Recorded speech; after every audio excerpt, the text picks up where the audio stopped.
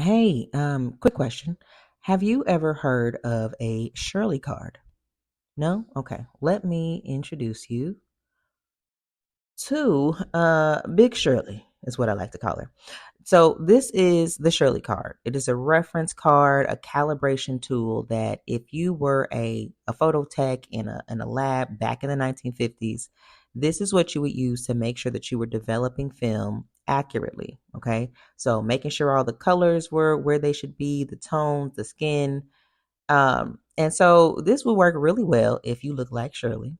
But if you had darker skin, a lot of times the photos just would not come out as accurately as they should. Sometimes folks would be a little bit darker than they should be. The tones wouldn't register. That melanin was not really hidden. And so around the 90s, they started adding a multicultural Shirley. Okay, so they realized that it was a problem.